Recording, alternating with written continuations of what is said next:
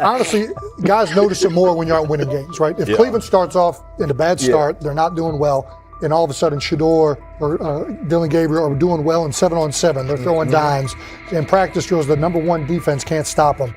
People take notice of that, and the more that the players see it, they're gonna then the comments start happening over the lunch table. They start happening throughout the building, and that's when the pressure really will get severe. The Cleveland Browns were focused on resolving their quarterback situation until Jason Kelce made pointed comments that triggered a strong reaction from ownership. The response inside the organization was immediate and intense. What exactly did Kelce say that has the dog pound on edge and the front office under pressure? We've seen that miserable game by the Cleveland Browns. So they throw Joe Flacco in there, and I like Joe Flacco. He did good, but they gave him the resource of all the first-team guys. Then they throw Dillon Gabriel in there with first teams and second teams. So Dillon always is getting protected. The same thing again, they gave this scrub max protection on every play.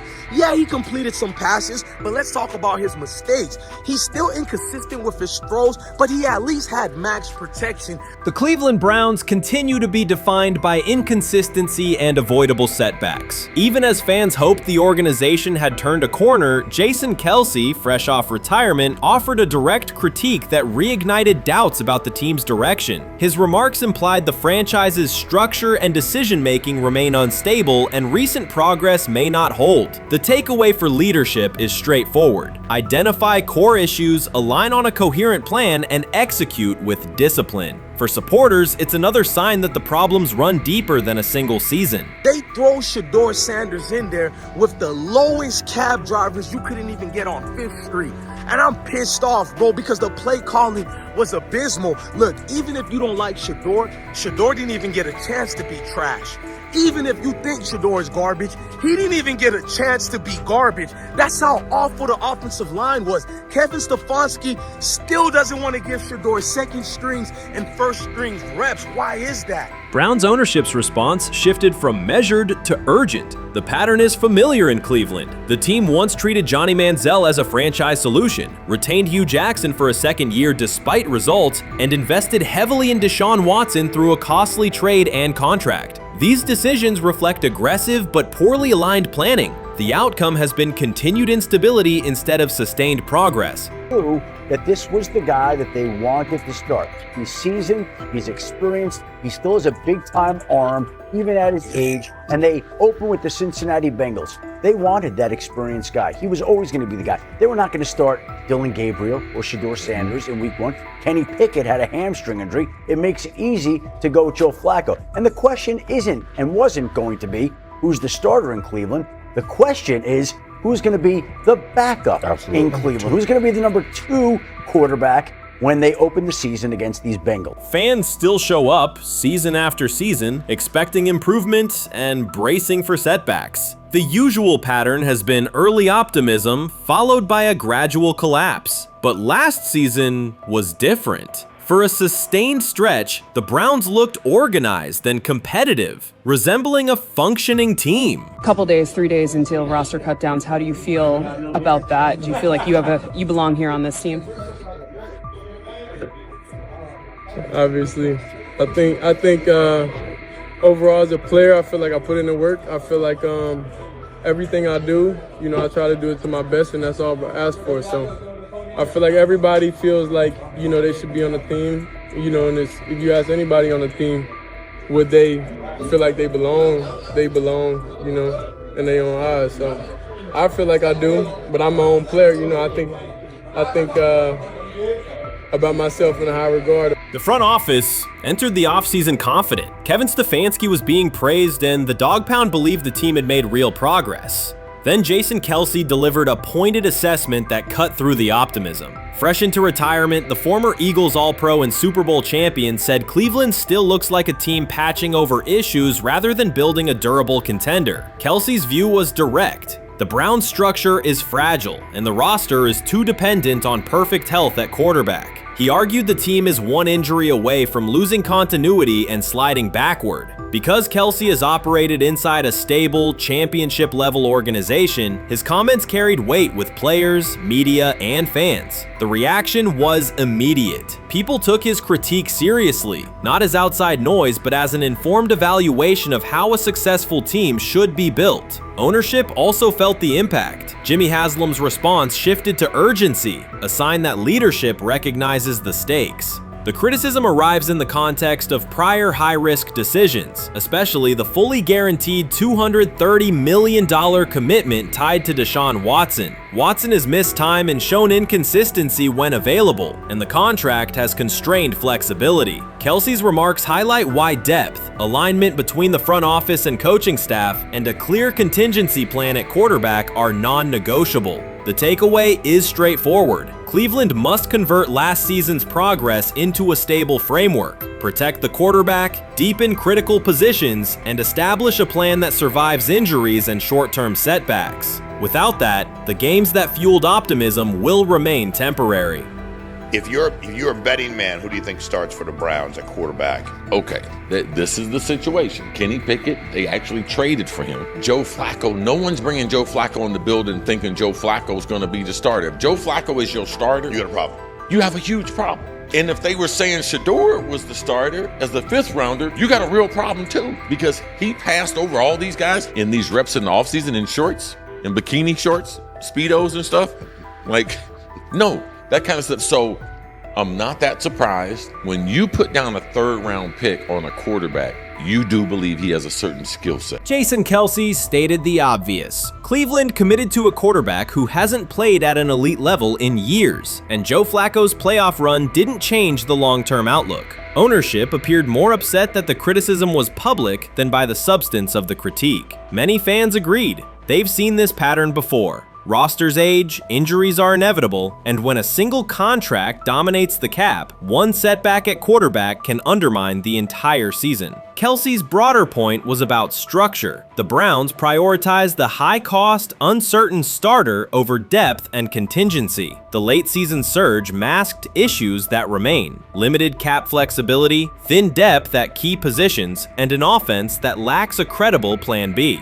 Fans recognize how quickly a strong defense can decline with injuries, and how an offense without redundancy stalls. The AFC North raises the stakes. Baltimore with Lamar Jackson sustains a top standard. Cincinnati with Joe Burrow returns to contention when healthy. Pittsburgh rarely slips below .500 under Mike Tomlin and wins with defense and consistency. In that environment, Cleveland can't rely on perfect health or peak form from one player. The path forward is clear. Diversify cap allocation, reinforce the offensive line and receiver depth, carry a legitimate backup plan at quarterback, and install a scheme that functions regardless of who is under center. Given what we saw yesterday with Shedeur Sanders, somebody on the Cleveland Browns is 100% getting fired, probably by the end of this year. The person who's probably going to end up getting fired is Kevin Stefanski, because I know that he didn't want Shedeur Sanders on the team. It was Andrew Berry who made that pick. You can't really go against your GM. Bad things happen in this situation. But Shedeur Sanders is not without fault for what we saw yesterday. This is the play that we saw yesterday that has the internet just exploding, where Shedeur Sanders took like a 24-yard sack. Half of the internet is saying that this is all Kevin Stefanski's fault. Cleveland showed progress last season, but the underlying concerns remain. Jason Kelce highlighted them directly. The Browns' long-term plan is fragile, cap-constrained, and overly dependent on perfect health at quarterback. His comments focused attention on structural issues, roster depth, continuity in coaching, and a sustainable offensive approach, rather than a single hot streak. That criticism resonated because it reflected what many around the league already see. Ownership's reaction underscored the sensitivity. Jimmy Haslam has presided over frequent coaching and quarterback changes, and external scrutiny carries weight when it comes from a respected veteran with championship experience. Kelce's remarks reinforce that last year's Joe Flacco stretch was a short-term solution, not a foundation. The team still needs a durable plan that can withstand injuries and inconsistency. The practical takeaway is clear: stabilize the system, diversify cap snap usage and build depth at key positions so the offense functions regardless of who is under center. That includes a coherent development pathway for younger talent such as Shedeur Sanders, with defined practice reps, protection, and scheme alignment. Kelce didn't say anything outrageous. He articulated the gap between a brief surge and a credible long-term contender. I have the faith of a mustard seed, right? Because this is the greatest resurrection since Jesus the Christ, right? Like at some point, Joe Flacco was thinking about getting into TV, right? Joe Flacco didn't have a job, and then now you not only come back and start for the Cleveland Browns late in the 2023 season, but they came back around to you. You're now the day one starter for a franchise that just 2 years ago was in the playoffs. The 2025 NFL Draft was expected to be Shedeur Sanders' moment. Many projected him as a top 10 talent and a headline quarterback in one of the most discussed college football storylines in years. Instead of walking across the stage on the first night, he waited through 3 days without a call. There was no celebration, only silence. When the phone finally rang at pick 144 in the 5th round, it was the Cleveland Browns. With that selection, the financial outlook changed dramatically. The Sanders family believes this was not a typical draft slide, but the result of coordinated action. They are pursuing a $100 million lawsuit alleging collusion across parts of the league. In the months before the draft, Sanders was consistently discussed among the top quarterbacks in the class. Television and digital analysts praised his poise, accuracy, leadership, and command. Scouts highlighted a 74.1% completion rate, record-setting stretches at Colorado, and his rise from an HBCU star to a national figure. Consensus expectations placed him in the first round or early second. Draft night unfolded differently. As picks accumulated, there was little indication that his name would be called. The atmosphere at his private gathering shifted from anticipation to doubt. When the Browns selected him late on day 3, projections for his first contract dropped from an estimated range in the mid-$30 million to approximately $4.6 million, with corresponding reductions in likely endorsements and long-term positioning. According to Deion Sanders and others close to the family, this was not about performance, injury, or conduct. They argue it was coordinated. Attorneys were contacted immediately. The allegation is straightforward. Sanders' value was suppressed intentionally. The family's position is that this was a calculated decision within parts of the league, not an isolated set of evaluations. The legal claims focus on communications that, if authenticated, could be significant: internal emails, text messages, and owner-to-owner conversations.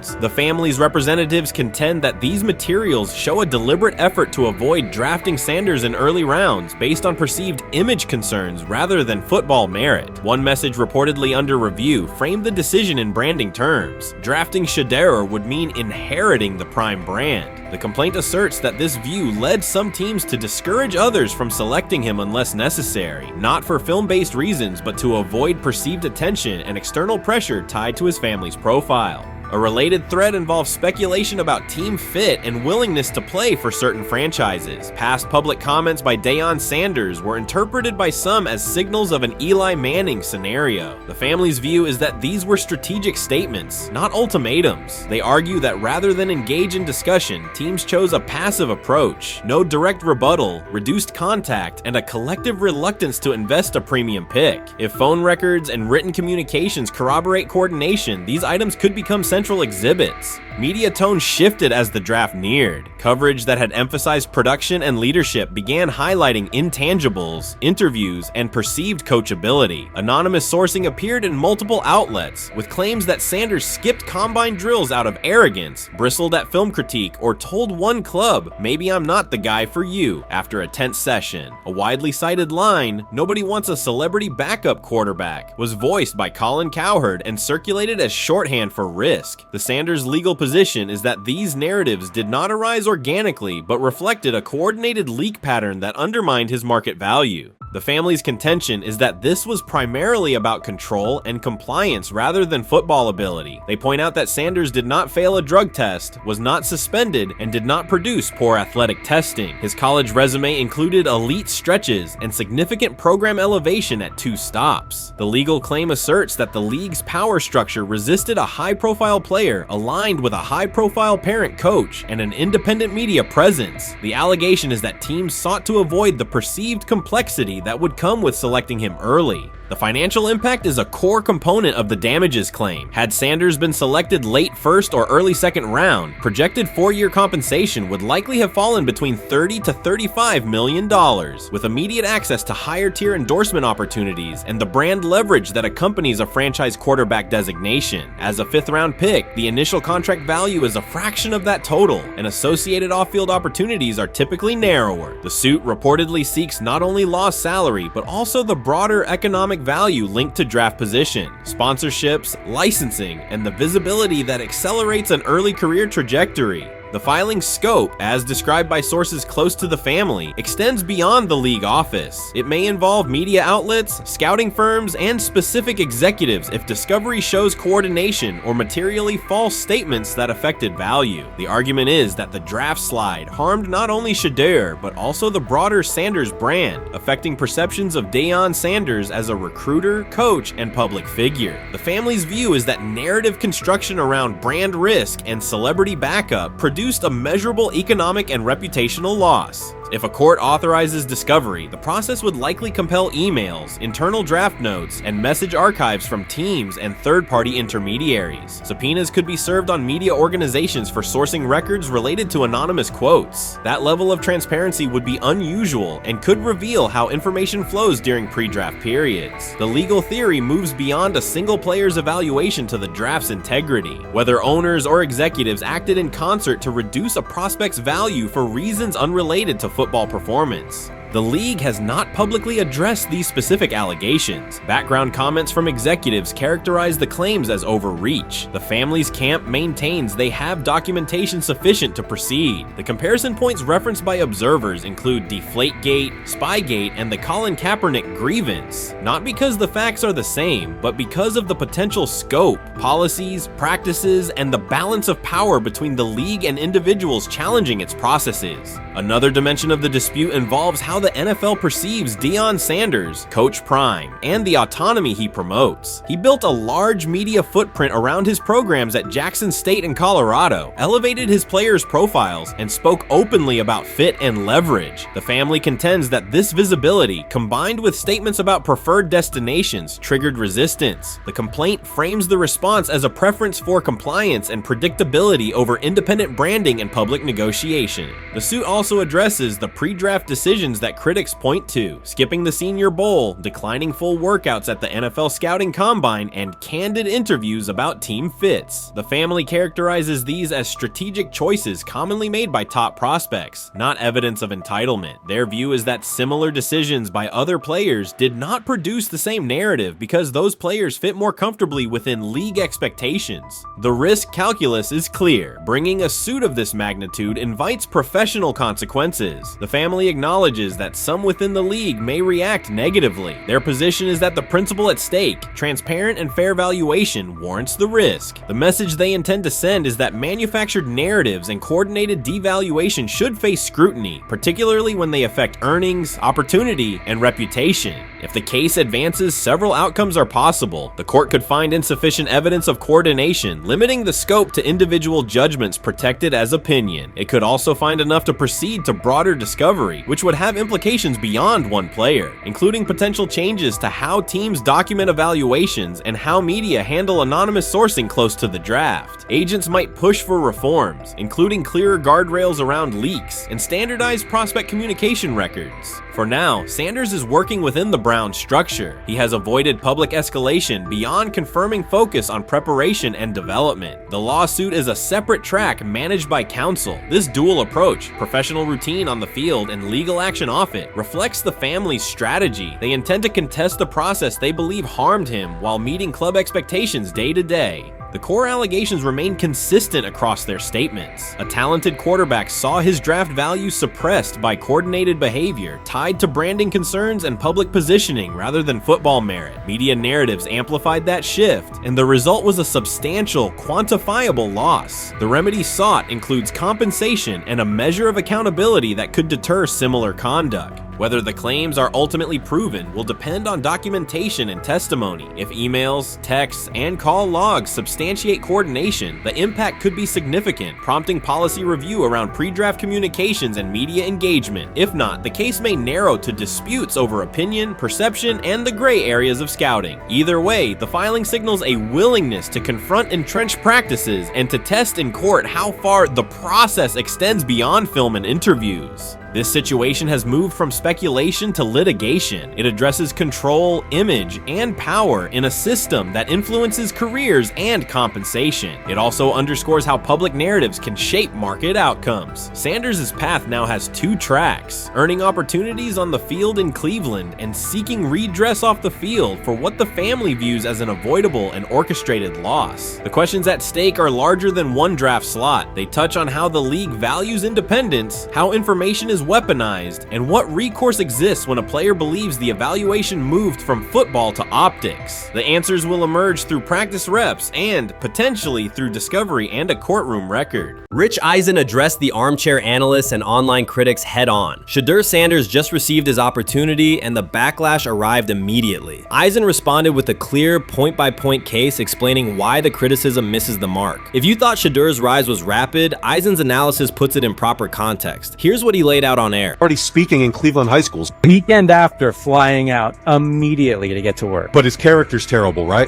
You know, and listen, oh, he interviewed bad, you know. According to who? The New York Giants? No offense, Bert. The same New York Giants that gave Daniel Jones a huge contract and let Saquon Barkley out the door. That's the intel we're trusting here? That was for him to celebrate. He just made, I mean, look, he put in work in college. He had the privilege of being coached by his father, which we all would love and choose. Turned around not one but two programs in college football, and then literally for any athlete, being drafted at the highest level is a success story in itself. Rich Eisen delivered a direct response to the critics. He addressed the online claims reducing Shedeur Sanders to Deion Sanders' son instead of evaluating him as a quarterback on merit. Eisen challenged those assumptions and refocused the discussion on performance, preparation, and opportunity. Say Kenny Pickett had strained his hamstring. Shedeur, they say his first day in pass, 9 for 9, 2 touchdowns, no interceptions. Really was just hating on this young guy. Within minutes, Rich Eisen delivered a structured breakdown, addressing each claim with evidence and dismantling weak narratives through clear analysis. He replaced speculation with data and kept the focus on what matters: decision-making, accuracy, leadership, preparation, and game management. The reality is simple. Shedeur Sanders was not given this opportunity. He earned it through performance and consistency against real competition. He accepted the role, met the standard, and handled the moment with professionalism and urgency. No shortcuts, no favors, just results and readiness. Eisen's point was direct. Evaluate Shedeur on his work, not assumptions, and acknowledge that he has justified the opportunity on the field. I've done it at 2 locations already, so it's simple. So that's why when people say I'm not, you know, one of the top quarterbacks or the top quarterback, is what are y'all going based off of? Because I did it year after year after year, and you see the progression. So it's like, obviously it got to be some type of external hate that you have for the family, for the last name, for anything. Because I know I proved myself. While many were still debating whether he was NFL ready, Shedeur Sanders stepped onto the practice field and operated like a clear QB1, setting protections, controlling tempo, and executing the plan. The narrative that he is just flash, media attention, or his father's influence does not hold up against his work in installs, progressions, and situational drills. What he showed was composure, efficiency, and command of the offense. He processed quickly, protected the football, and delivered on-time throws, demonstrating preparation and control. I'm a firm believer. If I wanted Shedeur Sanders at 2, at worst at 33, of course I already think that he's better than other quarterbacks. Because that's the type of talent, that's where I would have picked him at.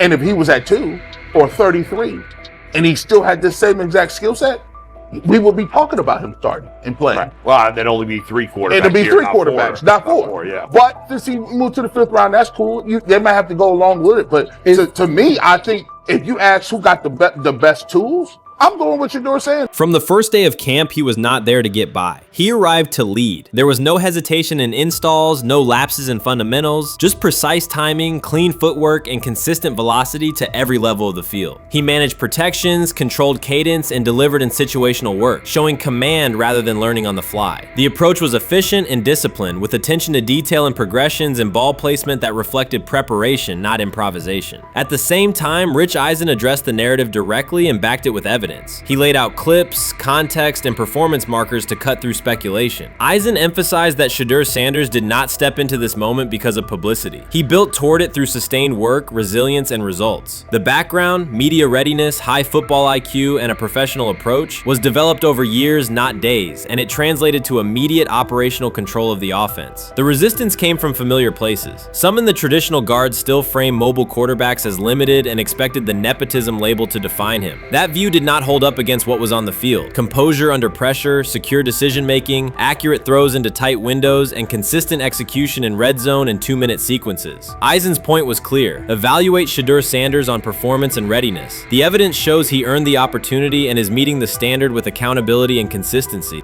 Yeah, teams didn't draft him because they didn't think he was first-round talent. And the quote we played and that's on the screen, I think is flatly wrong. We all know this shouldn't have happened. Yes, it should have. It should have happened because this wasn't. Now, again, teams can be wrong. The league as a whole can be wrong. Hell, the Baltimore Ravens drafted a 25-year-old tight end before they drafted Lamar Jackson in the same draft. The die is not cast on who Shedeur Sanders. He stated it plainly. This is not a celebrity appearance. This is a quarterback with pocket presence, leadership, and decision-making that stands on its own. You either show it or you settle into a backup role. Shedeur Sanders is not auditioning. He is establishing himself as the starter. When the opportunity arrived, whether through injury, trade, or depth chart changes, Shedeur was prepared and delivered. He did not hesitate. He executed the offense and finished drives. As others tried to catch up to what they were seeing, Rich Eisen reinforced the same message he has been repeating. Evaluate the work. Camp reports have been consistently positive, but the important shift is how the performance is being received. Casual attendees who came to observe left talking about Shedeur's command and poise. Detailed observers focused on his pre-snap reads, protection checks, and audibles, highlighting the mechanics, timing, and ball placement that support efficient, controlled play. You first, when you take a look at both of these QBs, who had the most impressive start so far in the preseason? Well, to me, it was Shedeur. I didn't see any interceptions when he was out there. Didn't see anything like that. I mean, don't get me wrong. I don't think Dillon Gabriel did a bad job. I was impressed with the brother, but I'm going to go with Shedeur. You know, the pressure was on him. The spotlight was on him. Stephen A. Smith didn't just call out Dillon Gabriel. He held him accountable and made him rethink his comments. The moment Dillon Gabriel spoke and went after Shedeur Sanders, it wasn't a minor slip. He crossed the line and stepped directly into Stephen A. Smith's wheelhouse. And Smith answered with a clear, direct response that left no room for misinterpretation. The comparisons were emanating from the media more so than anybody else. And that's what I think, that's exactly who I think he was directing his comments towards. Having said that, Dillon Gabriel, respectfully, it was stupid. A very dumb comment to make. First of all, let me tell you something right now. In every walk of life, far beyond the parameters of a football field. This wasn't casual sports commentary, it was a decisive critique. Dillon Gabriel's comments were taken apart by Stephen A. Smith with clear, direct points. Gabriel, a quarterback with solid stats but limited top-level achievements, chose to take a public shot at Shedeur Sanders. Shedeur, who has handled sustained media scrutiny and on-field expectations, became the target of an unnecessary criticism. Smith responded by challenging Gabriel's standing to make that claim, and by defending Sanders on the facts. The outcome was clear. Gabriel overreached, and Sanders didn't deserve the hit. Dan Orlovsky would sit up here in comparison to Shedeur Sanders, who did no such thing, and say, hey, thought he looked better. I thought, I got to give him the edge here. I thought it wasn't bad. A pick six and a fumble, and we can get over fumbles. Have you heard anybody say that? I know it's possible. Have you ever heard anybody say, we can get over? Stephen A. Smith responded immediately. As soon as Dillon Gabriel made his comments about Shedeur Sanders, Smith delivered a clear, point-by-point critique that drew national attention across the NCAA media cycle. Dillon Gabriel has a reputation as a good quarterback, not a dominant one. He can post strong numbers against opponents like Tulsa, but his performance has been inconsistent when the stakes in competition rise to playoff level. Well, those who produce get treated differently than those who don't. What he said echoes the mentality of all of America practically, and most certainly the world, as we see things being globalized more and more every day. It was a stupid, idiotic, immature comment, because clearly you were feeling the heat because a lot of people was talking about how Shedeur should be QB. Dillon Gabriel is a capable quarterback, but not a standout. Even so, he chose to talk down to Shedeur Sanders, a quarterback who has navigated constant scrutiny and pressure and still represents the future of a program that was struggling before he arrived. The comparison was weak. The criticism was unnecessary. Stephen A. Smith recognized that and dismantled Gabriel's argument with a clear, direct response. How the Browns react to this, how the locker room reacts to this, how Shedeur reacts to this, because it was a clear shot at Shedeur. But let's say Dillon Gabriel's talking about the media. How could you be a brand new quarterback in the NFL and the first time you get behind a mic after your first game, you throw the media under the bus? That's arrogance. Stephen A. Smith excels in moments like this. When Dillon Gabriel made his remarks about Shedeur Sanders, Smith responded with a focused, direct critique. He questioned Gabriel's standing to make that claim, noting that Gabriel has transferred between programs and has not been a Heisman finalist. Without theatrics, Smith laid out why Gabriel's resume doesn't justify taking public shots at Sanders. Smith's point was clear. Targeting Shedeur Sanders, a quarterback central to his program's future and consistently under intense scrutiny, was misplaced. Gabriel's criticism lacked the substance to support it, and Smith methodically showed why. Today on his 42nd I want you to be meaner. birthday. That's number one. Number two, after the game, the Browns head coach Kevin Stefanski said there was a mix-up in the routes and that players were in the area that they shouldn't have been. Look at Stephen A's face. Look at Stephen A's face. Look at his face. Stephen A. Oh my Lord. The strength of Stephen A. Smith's response was that he didn't just address Gabriel's remarks. He challenged the image around him. Dillon Gabriel often presents himself as an overlooked contender ready to surprise. But the reality is that his profile hasn't commanded broad attention. It's a clear reminder that not every opinion carries equal weight. In defending Shedeur Sanders, Stephen A. was direct and precise. Shedeur isn't just a quarterback. He is Deion Sanders' son, which subjects him to scrutiny far beyond anything Gabriel has faced. Even under that pressure, Shedeur has maintained his composure, shown confidence, and delivered in key moments that helped revive a program many had written off. Stupidity, all of it. I thought it was a clear shot at Shedeur due to the fact that his Oregon coach threw a shot at Coach Prime and Shedeur during their meeting at Colorado last year. But you know what? The cream rises to the top. Let's see what happens this week. I see a lot of the media talking about they think it was about the media and not about Shedeur.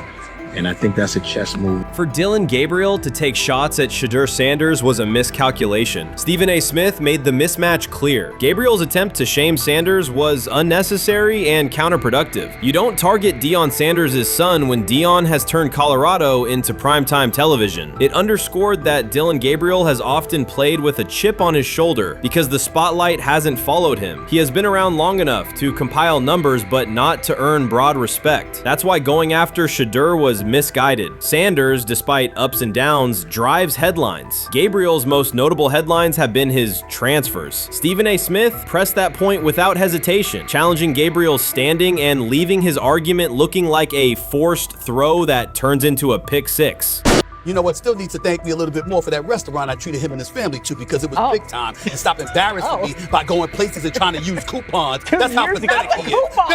The point is that a pick six and a fumble is usually considered a bad day. Stephen A. Smith didn't need to raise his voice to make the point. He presented Dillon Gabriel as a player whose talk outpaces his resume and defended Shedeur Sanders with clear comparisons. That's why he called Gabriel out so directly. The comparison wasn't just unfair, it was forced. Now look at Gabriel's record. The numbers are solid and he can win against average defenses, but the resume lacks defining markers. There's no sustained Heisman contention, no late season surge that reshaped the national picture, and no postseason moment that cements a legacy. The track record reflects steady production, not top-tier impact. That's the gap Smith underscored. Gabriel's criticism of Shedeur Sanders wasn't supported by what he has accomplished, while Sanders continues to carry a program under constant scrutiny. Let's see some of them step up and make some plays out there. Ain't no way. Gabriel Ain't no way. He's not built like that. No way. And this one is picked off and going back the other way. Oh my God, why did he stop playing? Now it's a foot race. And that is that. They told me bust out my AP. Perfect timing. H-shot, we about to get legendary. Shedeur started next game, baby.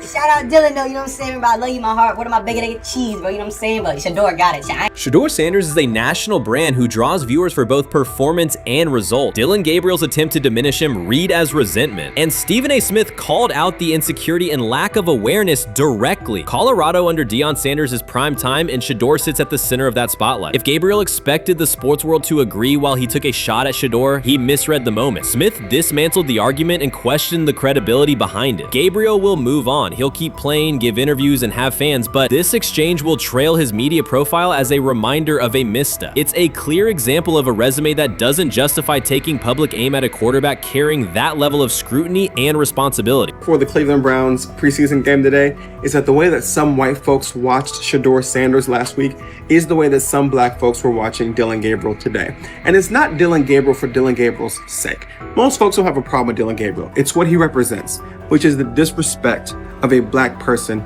for no other apparent reason than they are a confident black person. Dillon Gabriel thought he was aiming up. Instead, he was placed back among quarterbacks who are good but not great. Stephen A. Smith made the central point. Dillon Gabriel doesn't shape the conversation. Sports are about narrative as much as numbers, and Gabriel's story doesn't move the culture, while Shedeur Sanders does. Smith highlighted that contrast clearly. By the end, Gabriel's credibility had taken a measurable hit. The critique was decisive and sent a broader message to any player considering public shots at Shedeur Sanders. If you step into that debate, you will be held to a higher standard and your resume will be tested. Dillon Gabriel learned that the hard way. You can't fire the owner because he can't fire himself. Yeah, someone's head's going to roll, unfortunately, in this situation. It's probably Stefanski and Barry. I saw on The Athletic. I don't think that's fair, by the way. Stefanski, that part. I agree. I was saying the other day on my podcast that Barry should be fired. And I said I wouldn't fire Stefanski, but a couple of people made the point of saying, well, if you fire the GM, you got to give him a chance to hire his own coach, which is fair. That's true. Mm-hmm. So I would fire Barry. I would hire a new GM. If that GM thinks Kevin Stefanski's a good coach, wants to stick with him. Right. The situation in Cleveland has escalated with the NFL. Sources indicate GM Andrew Barry is prepared to move on from head coach Kevin Stefanski if he refuses to elevate Shedeur Sanders. The Browns are weighing a major quarterback change. Leadership appears to be aligning behind Sanders and pushing for immediate action. This is a high-stakes decision about control and the team's direction. I think it's unfair for me to comment in I guess, maybe on behalf of the industry. All I can say is this, the time that we spent with Shedeur, and what he's done throughout his college career is impressive. He's an impressive young man. He's a really good quarterback. Sometimes, fit comes into play. And I'd also say this, there are 4 more rounds of the draft. And then maybe lastly, it's less about where you get picked and what you do after you get picked. That's really the most important thing. Getting to know him over the course of the spring, he has a ton of resolve. Andrew Barry appears to be at a breaking point. Pressure from fans and within the organization to play Shedeur Sanders is intensifying. Barry is pushing for a move towards Sanders, while head coach Kevin Stefanski remains cautious about altering the depth chart. The divide is clear. One side wants acceleration, the other a measured rollout. The organization is under heavy scrutiny, and the focus has shifted to when, not if, Sanders sees the field. Has the 4th highest odds of any head coach this season to be fired. He's clearly on the hot seat. It's been a discussion for really a couple of years now, dating back to last season's 3-win season. And He's always had kind of hot and cold seasons, and now the sportsbooks are saying he's fourth on the list. Number 1 is Mike McDaniel of the Miami Dolphins, Brian Dable of the Giants at 2, Shane Steichen at 3, and there is Kevin Stefanski plus 650 to be fired. This has moved beyond tension to outright stubbornness. Rather than elevating Shedeur Sanders, the staff has chosen Dillon Gabriel. The current depth chart looks less like a forward plan and more like resistance to change. Fans have been clear about who they expect to see, yet the organization keeps delaying. Every week without a real evaluation of Sanders slows development and blurs accountability. Cleveland is choosing a conservative approach when a decisive decision is needed, sending a message of uncertainty to both the locker room and the city. Now being the third string quarterback for the Cleveland Browns, was that so much was made out of unbelievable. He actually made the team as the third string quarterback.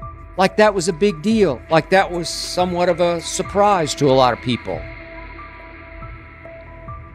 He should have been the first pick in the draft. Kevin Stefanski appears to be doubling down to validate his approach. Despite sustained demand from Browns fans to see Shedeur Sanders reflected in chants, merchandise, and constant discussion, he continues to keep Dillon Gabriel in front on the depth chart. The decision functions as an assertion of control rather than a response to momentum. Even with clear signals from the fan base, Stefanski is staying with Gabriel and delaying a full evaluation of Sanders. It is a deliberate choice to maintain his plan and pacing, not to accelerate change. Cleveland is prioritizing continuity over recalibration, keeping any transition to Sanders on hold. But yeah, I mean, the Browns are in a tough spot. They have wasted. You traded a ton of high draft capital to get Deshaun Watson. You've gotten nothing out of Deshaun Watson and missed an opportunity. Like, who knows who they would have drafted? Now, maybe they would have screwed up those picks and the Browns would still be in bad shape.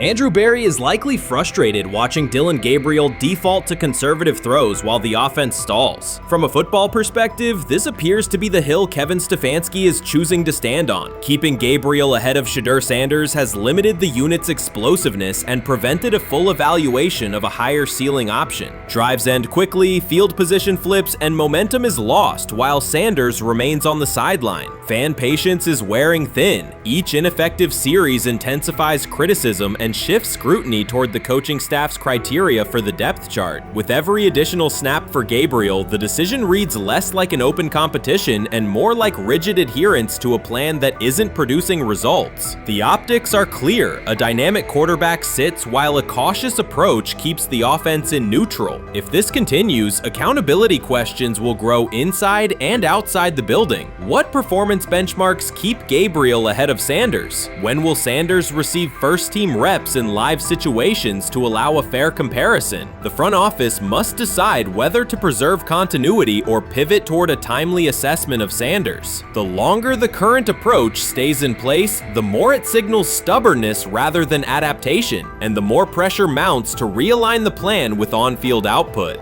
I honestly see it happening if the Browns lose a bunch of games. Like if they get 5 wins or less, I see the report coming out now that Stefanski will be fired. I don't want it to happen. I want the Browns to be good, win a bunch of games. I think that they're going to be a team that is slept on and can at least get 7 wins, which is why if they don't, I see Stefanski getting all the blame for that, and there'll be a new coach in Cleveland. Because their players, to me, are there once again. We've talked about the incredible rookie class. The approach in Cleveland lacks consistency. One week, Andrew Berry signals he wants Shedeur Sanders on the field. The next, Dillon Gabriel gets the reps and the plan stays conservative. Through it all, Kevin Stefanski shows limited urgency despite pressure on his job security. Fans are asking for an offense that can push the ball, change field position, and produce points. Instead, the unit leans on short throws and cautious sequencing. Gabriel's play keeps the ceiling low and momentum static, while a full evaluation of Sanders is postponed. The result is growing frustration and a clear disconnect between the front office, coaching staff, and expectations in the stadium. The NFL tried to teach him and his father a lesson. You don't act like that. You don't talk like that before a draft. We'll show you how our game is played. We will watch you plummet all the way. I think he would have gone undrafted except for that owner in Cleveland. And he is the key to everything because he is something of an against the grain maverick owner. He's kind of a wannabe Jerry. Fan speculation is growing. Some believe Kevin Stefanski lacks confidence in Shedeur Sanders. Others think he's prioritizing Dillon Gabriel for reasons unrelated to performance. A more extreme view claims Stefanski is manipulating outcomes to secure a buyout. Whatever the motive, the risk is clear. This approach is straining his relationship with GM Andrew Berry and alienating the fan base. Pressure is rising, Berry's patience is running out, and supporters have shifted from requests to demands. If the current plan continues, calls for a change in quarterback and accountability will intensify. You made an interesting point. So I tend to have the drip, drip, drip. This was my Johnny Manziel theory, is that everybody makes mistakes, especially when you're young. But if I see 2, 3, 4, 5, then you've got a plumbing issue. It's not just you didn't close the faucet. So there's about 6 pieces of video in college where Shedeur was a little bit of a brat, whatever. Then there's the legendary cringy draft room. Didn't love that as a B prospect. Then there's back-to-back speeding tickets, both over 90, and a missed arraignment. The NFL is navigating unexpected headlines after a former Browns coach publicly defended Shedeur Sanders in response to reports of multiple speeding tickets. The coach's statement has sparked extensive online debate. Supporters welcome the show of loyalty, while critics question the motive. Sanders now finds himself at the center of an unforeseen controversy, and observers want to know why a Cleveland coach is standing so firmly in his corner. The story is developing rapidly and continues to draw intense attention. When it came out that he got a speeding ticket, I said it's not really that big a deal. I feel very differently about it now. Over 40 miles an hour over the speed limit, less than 2 weeks after you just got a ticket.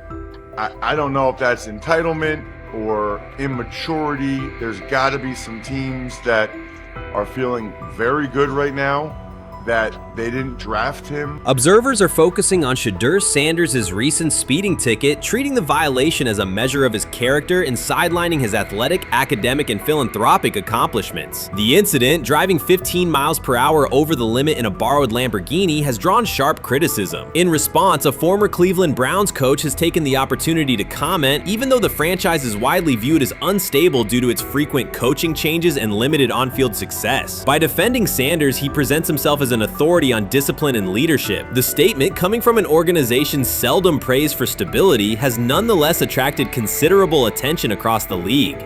You want to defend him a little bit. I thought this was an interesting take. Yeah, I thought it was really interesting that you said you were out because of the speeding tickets. To me, that's such a minor thing. You were so high on him in terms of his completion percentage in OTAs, and I thought that was a little aggressive on your part. But with the speeding tickets, I got a speeding ticket the first night of the draft, my first year there. I thought maybe I'd get the benefit of the doubt, but they gave it to me anyways.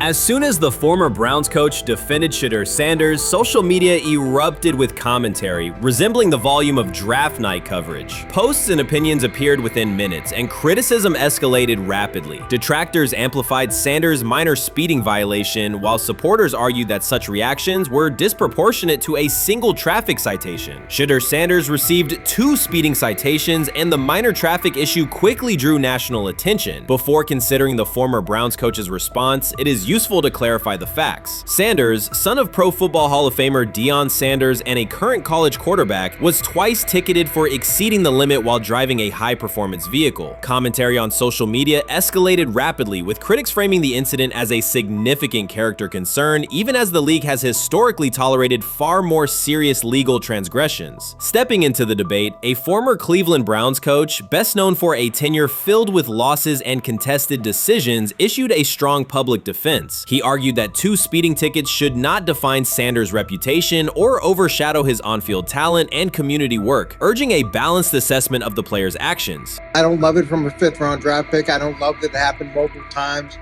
but I do think that this is the first time he's been away from his dad And there's going to be some growing pains. Now, would I sell my stock on it like you are? Not because of a couple speeding tickets, especially in light of the problems that Brown's quarterback room has had to deal with legally in the last few years. I mean, this is nothing. The debate quickly shifted from 2 speeding citations to broader claims about integrity, growth, and leadership. The former Browns coach framed the infractions as moments for personal development and urged observers to view them in context. Critics responded forcefully. Some called for disciplinary action, others questioned Deion Sanders' parenting, and a few sought to discredit the coach himself, despite his professional record already being widely analyzed across the league. The reaction underscores an apparent inconsistency in public standards. Fans often overlook on-field confrontations, heated sideline arguments, and other significant controversies, yet they treated Sanders' routine traffic offenses, speeding without evidence of reckless endangerment, as indicators of serious character flaws. If such minor violations were adopted as the primary measure of morality in professional football, many players would face similar criticism.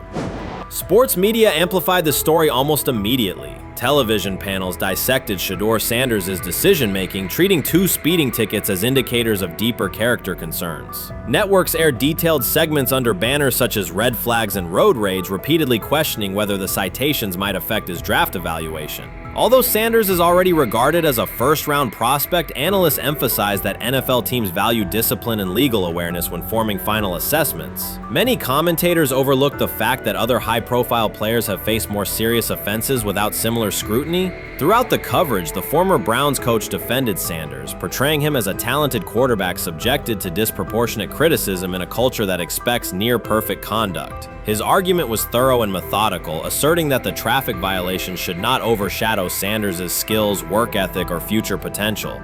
Commentators point out that the coach's intervention was not entirely selfless. He recognized the publicity potential. One day he was an overlooked figure from a struggling Browns era, the next he was a trending name across sports media. The discussion quickly expanded beyond Sanders' speeding citations to questions of image management and narrative control. Critics demanded disciplinary measures, public apologies, team sanctions, and formal statements, yet their objections seemed directed less at the traffic infractions themselves and more at Sanders' high profile, confidence, and resistance to traditional expectations. In practical terms, Sanders' brand remains intact. The coach secures renewed relevance, and the episode supplies another headline in the ongoing story of modern football. The next time Sanders is seen in a high-performance car, the debate will likely reignite, focused not on speed limits, but on the broader culture of the league. Meanwhile, new voices continue to join the conversation. Broadcaster Colin Cowherd has already weighed in, offering his own reassessment of the incident and its broader implications. Breaking news, Shedeur Sanders last night was pulled over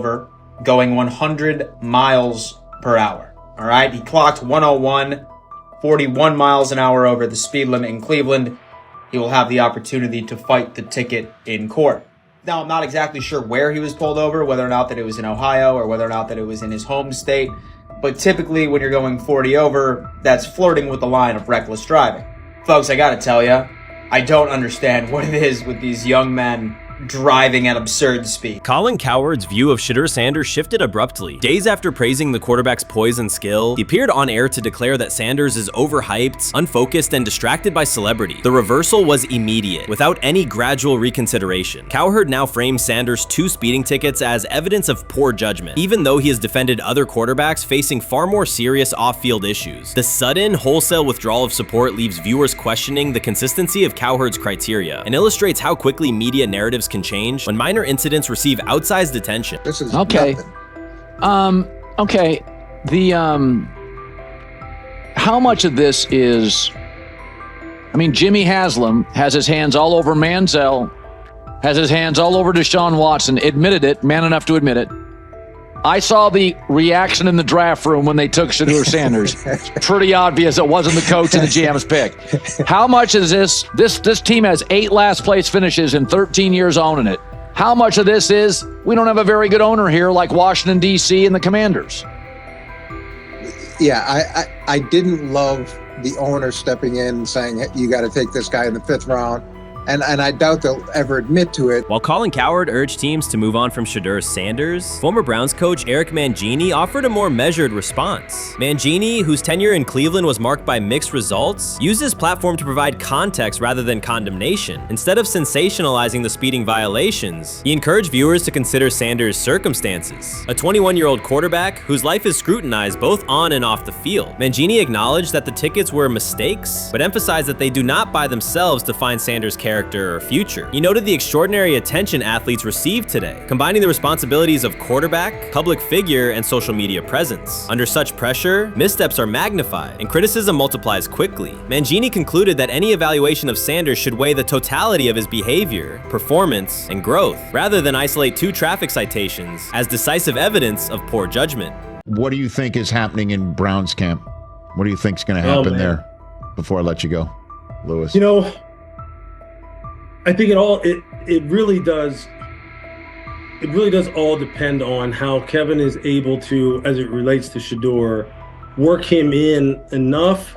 Well, one, Shedeur has to earn the right for Kevin and the staff to have discussions about, hey, we got to get him more reps with the 1s and 2s. We got to get him more reps with the 1s and 2s when we're going team period, not just walk through or not just 7-on-7 team. Louis Riddick reacted sharply on air after viewing practice footage from the Cleveland Browns. The clip showed quarterback Shedeur Sanders executing a string of precise throws while the Browns head coach watched with a broad smile. Riddick questioned whether the session was focused on evaluation or celebration, arguing that visible enthusiasm from the staff could cloud objective assessment of a rookie's progress. Earlier in the segment, Riddick's tone had been measured once the Sanders highlights appeared. He criticized the perception that a routine practice was being treated like a marquee event. He stressed that coaching reactions should remain subdued until performance translates into game situations. Riddick concluded by calling for accountability and asking the Browns to clarify how they plan to manage expectations for Shedeur Sanders as training camp continues. Couldn't imagine me myself saying, hey, you know what, as someone who has been at the very bottom to try and ascend to like some level of success, I could never imagine going, you know what would be really cool? I'm gonna play a joke on someone like this and make pretend that I'm a GM and I'm drafting you when actually I'm not, and then I'm gonna hang up and just giggle about it. Man, what the hell are we doing? Seriously, what are we doing when we think that that kind of crap is funny? I don't know. Trying to get likes on TikTok. I don't have the right words for it. Right, Lewis, I'm gonna say this. I don't have the right words for it. Few situations unsettle a former front office executive faster than watching coaches celebrate a rookie quarterback before pads come on in August. In Louis Riddick's view, the Browns staff did more than acknowledge promise. They acted as though they had already secured their franchise leader. Throughout the session, Shedeur Sanders delivered 40-yard throws off his back foot, ran crisp 2-minute drills, and displayed steadiness rare for a first-year player. According to reports, each successful rep drew audible admiration from the sideline, highlighting how quickly enthusiasm has escalated. When Riddick reviewed the same practice tape and heard the glowing comments, he challenged the reaction on live television. He argued that a few controlled drills should not override the methodical scouting and development work that normally guides roster decisions. Riddick's criticism focused less on Sanders' talent than on the evaluation process. He warned that comparing a prospect to established stars or joking about renaming the stadium creates pressure before the player has taken an NFL hit, faced a disguised coverage, or logged a preseason snap. Praising potential is acceptable, he said, but anointing a savior in July risks repeating the organization's history of premature quarterback expectations. Sanders brings confidence shaped by his father's legacy and his own disciplined preparation, yet Riddick insists that progress must be confirmed over time. He urged the Browns to temper public excitement, follow a structured development plan, and reserve celebratory reactions for on-field results that matter. Regular season production under live pressure, not highlight clips from a midsummer workout. He has to earn that. Kevin has to figure out a way to do that. So then you can reasonably assess what you have in him compared to Dylan Gabriel, compared to Kenny, compared to Joe Flacco. If you don't, then the conversation surrounding him is going to continue to be what it's been, which is But for some people, he was overhyped all along. He's not that great of an athlete, doesn't have a big enough arm. There's a reason why he was a 5th-round pick, blah, blah, blah, which I don't believe. I believe if he is given enough reps, earns enough reps, and then is given enough reps in meaningful situations, he can throw the ball just as good as Joe, if not better, just as good as Kenny, if not better, just as good as Dylan Gabriel. After more than 2 decades in personnel and broadcast analysis, Louis Riddick was dismayed to see a franchise bypass basic evaluation standards after only a series of eye-catching minicamp throws. Reviewing practice footage from Cleveland, he observed Shedeur Sanders drilling 40-yard passes against uncovered receivers and running 2-minute sequences with poise. In Riddick's view, those reps, conducted without pads, contact, or a disguised rush, show arm talent but reveal little about how a rookie handles game pressure. Riddick said the Browns' reaction drifted from objective assessment to outright admiration. Multiple reports indicated coaches were sketching new concepts for Sanders during dinner and referring to dedicated Shedeur packages well before a padded practice. Even the veterans in the quarterback room showed no visible alarm, a sign that staff excitement had already reset the internal depth chart conversation. The analyst emphasized that his concern is not Sanders' skill set. He acknowledged the quarterback's arm strength,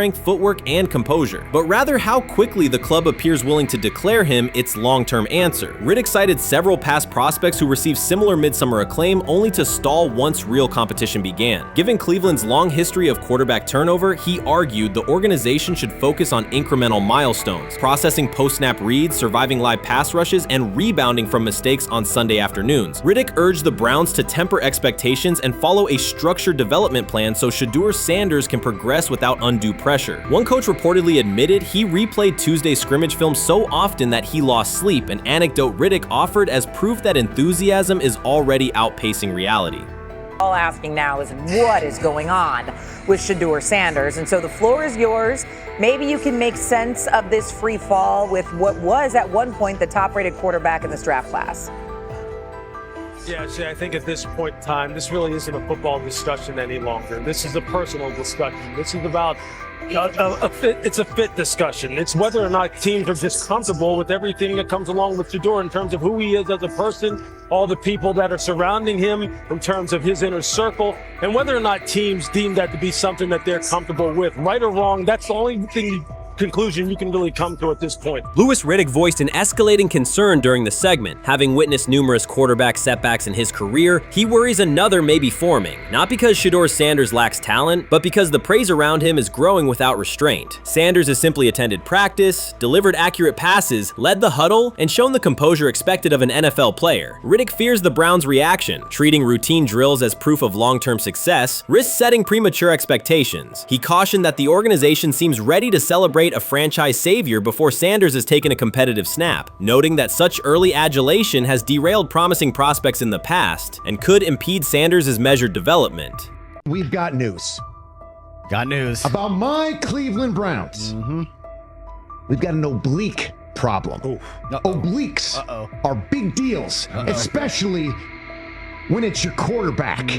Now, he might be 4th on the depth chart, but he was number 1 in the preseason game last week, and he did a great job. 138 yards, 2 touchdowns. Shedeur Sanders has an oblique injury. That is not good. I do not like this. I hate this because I want to see more reps for Shedeur Sanders. Shedeur Sanders, a projected breakout this season, has been sidelined unexpectedly. The Browns coaching staff confirmed an oblique injury significant enough to keep him out of all activity. No reps, no drills, no warm-ups. Concerns are rising about how this may affect his momentum and force adjustments to the team's plan. The focus now is his recovery timeline, the impact on his development, and the next steps for the quarterback depth chart. Browns rookie quarterback Shedeur Sanders injured his oblique during practice today, putting his status in doubt for Saturday's preseason game against the Eagles. He's the latest quarterback on Cleveland's roster who has dealt with a health issue, joining fellow rookie Dylan Gabriel and Kenny Pickett.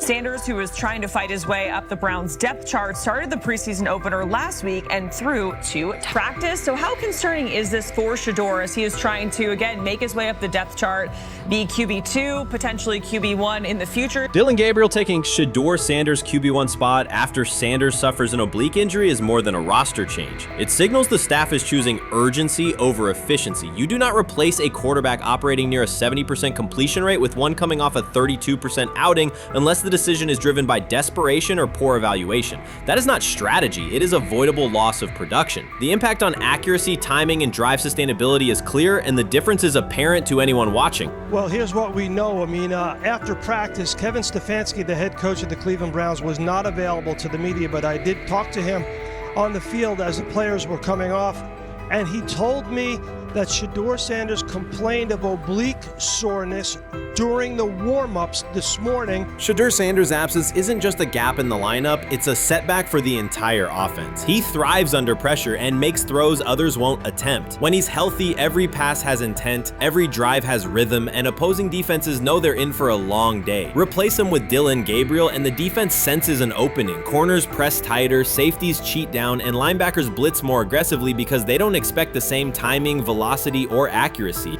Yes. I mean, yeah, I'm a fan. I'm not even going to try to hide it. Rich, you guys are fans. Like, you guys talk about the Cleveland Browns quite a bit. Yeah, it's almost annoying to me. It aggravates people. Like, people don't like the fact that Rich talks a lot about They must love I'm here. But it's like, you have a friend, and that friend's child is following in the family's footsteps. You want them to do well. I don't know why people have such an issue. I know Rich is supposed to be impartial, but it's kind of hard when you have that type of tie to it. But yeah, I'm rooting for Shedeur, man. And Dillon Gabriel's 32% completion rate isn't just poor, it's untenable at this level. A number that low needs no context. It means 2 misses for every completion. Weather, opponent, and play calls are secondary when efficiency is that limited. That output does not sustain drives or keep the full playbook viable, yet he is starting while Shedeur Sanders is sidelined. The contrast is clear. Sanders brings accuracy, timing, and command. Gabriel's recent performance reflects inconsistency and missed opportunities. Choosing Gabriel under these circumstances reduces offensive reliability and invites defensive pressure. It is a decision that sacrifices efficiency and field position. So it'll be interesting to see what happens with Dillon Gabriel, but to the Shedeur Sanders point, it is unfortunate because I thought he was gaining some momentum. I know the practice that they had before they left for Philly, Daniel Oyefusi reported that he actually took the most reps of all of the quarterbacks. And that was the first time that had happened. It was the first time that he had went ahead of Dillon Gabriel, practicing with the twos, etc. So, like, coming off that stout performance against the Carolina Panthers, he was gaining momentum. If this were a clean evaluation, there would be no debate. Shedeur Sanders is the clear choice. He's accurate, composed, and consistent with a track record of high-level production. Dillon Gabriel remains a question mark, and not the kind that stresses defense. He's the kind that makes coaches consider leaning on the run to limit risk and protect field position. The reality is that injuries create openings for players who haven't earned them. Gabriel has stepped into QB1 while Sanders is out, but that reflects circumstance, not superiority. We don't know the severity of this oblique injury and whether it will even keep him out of Saturday's game against the Eagles. As for moving up the depth chart, I'm the Browns preseason sideline reporter. I was there Friday night when he burst onto the stage and set the NFL world buzzing. And yes, his demeanor was tremendous. His poise was tremendous.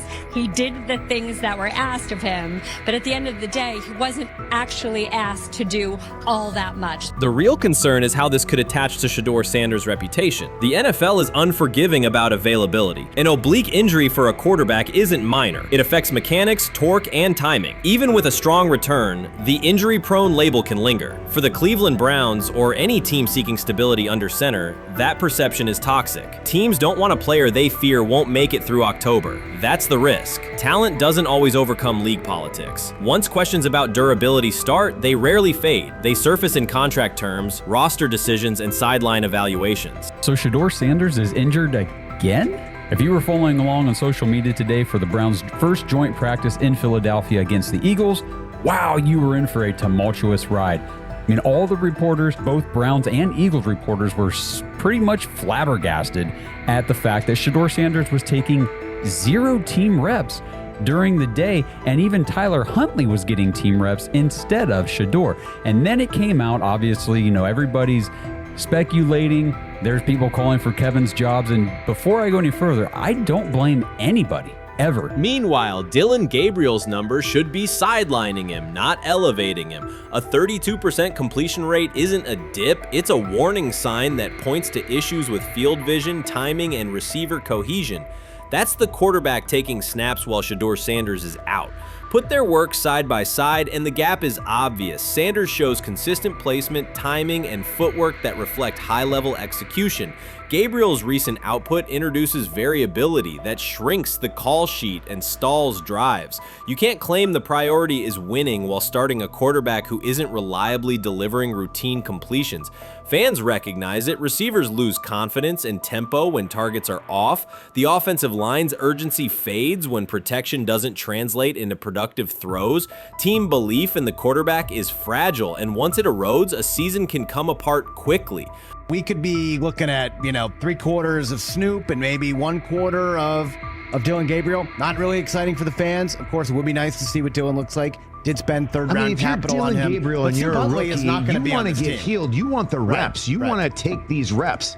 So what do you do to prepare yourself and get ready? Because, man, when rookies get injured, it's like these reps are so valuable. Yeah, sets him back a lot. We do have some video here. Mike Garafolo had some video of Jalen Hurts kind of helping Shedeur use his cart to get off the field here. Shedeur Sanders changes the entire equation. His presence under center keeps defenses honest, keeps teammates engaged, and expands the coaching staff's options. You can call vertical shots, open the playbook, and control the game's tempo. Dylan Gabriel limits that. With him, the playbook narrows, drives stall, and the defense ends up on the field too long trying to compensate. The Cleveland Browns are not in a position to gamble at quarterback. This is a franchise with a difficult history at the position. With Gabriel, the issues are visible from the stands. A 32% completion rate won't jump to 60% with a few extra reps. If anything, it will decline as defenses present looks they would not risk against Shedeur. And that's the core issue. Shedeur Sanders at 80% is still a better quarterback than Dylan Gabriel at his best. That isn't exaggeration, it's the numbers. If Sanders is a 70% passer when healthy, even a drop to 60% keeps him well ahead of where Gabriel is now. Yet the team is rolling with the quarterback who isn't delivering routine completions. Every week Sanders is out, his hold on QB1 loosens. That's the hard truth. The longer Gabriel stays in the role, the more coaches cite continuity and chemistry to cover what's happening on the field. Every throw and every drive has to be a statement, not just to win, but to erase any notion that Gabriel is a legitimate alternative. In the NFL, QB1 isn't handed back because you used to be the best option. You have to take it. Started off with some positive news for Shedeur, and then it kind of just went left real quick. Shedeur got the news early on that if Dylan Gabriel couldn't go, he would get his second straight start in the Saturday preseason game against the Philadelphia Eagles. And then he went on to injure his oblique. For the fans who don't know exactly what part of the body the oblique is at and what that injury is and how it can impact the quarterback, can you explain to them what is an oblique injury?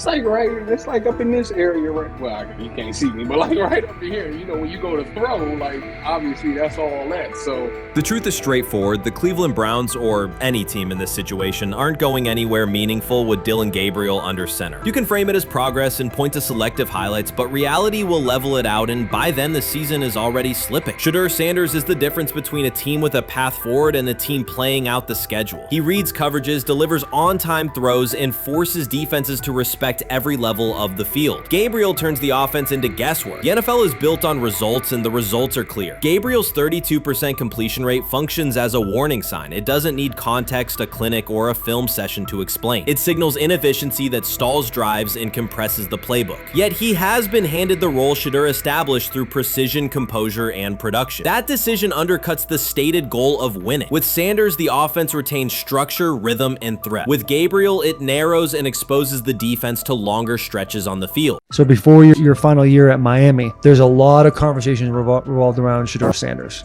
Obviously, I'm assuming you guys have a great relationship. Some of the clips you've seen and stuff like that. What is it like for you to have like this rivalry with Shedeur? I don't have a rivalry with him.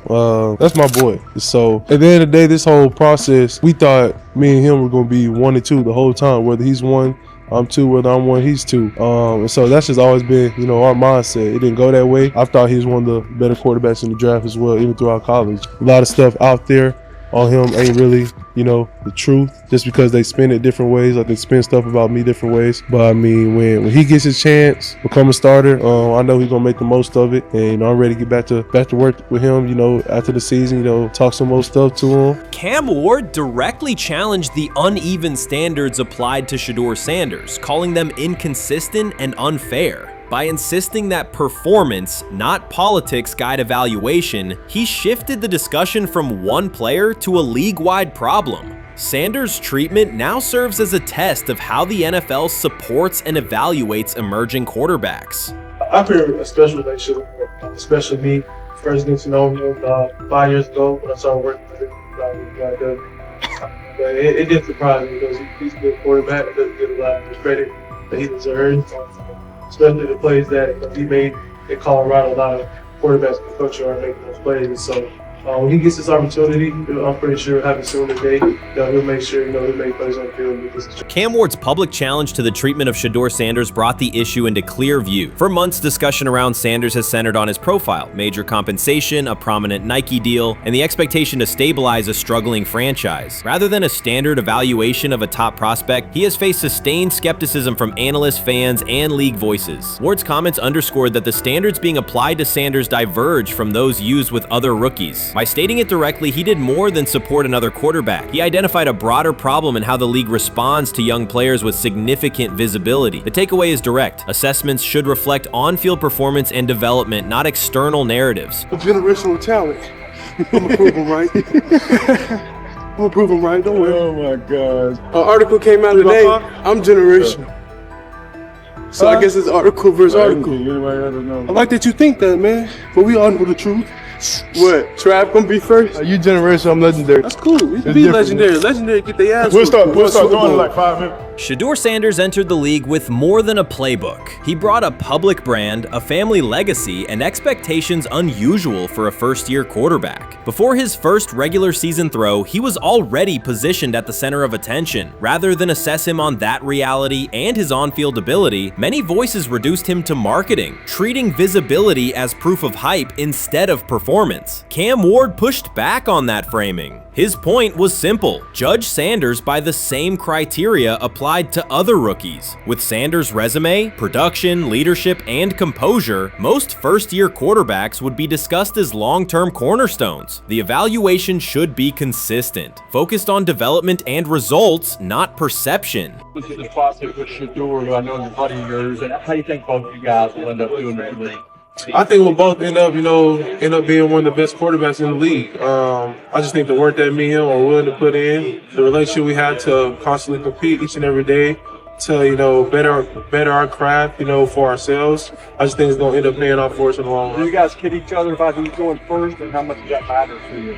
Yeah, we play around, we joke around with it. Really don't mean nothing. The draft pick will never mean anything. At the end of the day, you got to show whether you can prove each and every Sunday. You can't just do it 1 year. Disrespect shows up in two patterns. First, Shedeur Sanders is repeatedly framed through his father, Deion Sanders, as if lineage erases his own work. Discussion drifts to pedigree instead of what the film shows. Second, his visibility is treated with suspicion. His audience reach, partnerships, and ability to lift ratings are labeled hype rather than recognized as value. Instead of acknowledging that he drives demand and expands the stage for his team, critics call it an unfair edge. The result is a skewed evaluation. Star power is held against him while on-field production gets pushed aside. The standard should be consistent. Assess the tape and the development, not the last name or the attention it brings. Well, Ward were microfacts. Cam Ward's remarks went beyond defending Shedeur Sanders. They confronted how the league manages star power. The reality is simple. The NFL markets visibility, but resists it when a player doesn't follow the expected script. Rookies are supposed to be quiet, deferential, and grateful for limited leverage. Sanders arrived with leverage, brand reach, major endorsements, and confidence. And that presence was recast as entitlement. Instead of treating those factors as earned advantages, is, much of the commentary used them to diminish him. Ward called out that contradiction. The same influence the league sells to audiences is criticized when a young player exercises it. His point is a standards problem, not a personality dispute. Evaluate Sanders on his preparation, leadership, and results. Don't penalize him for having a platform or for using the leverage that the modern NFL itself helps create.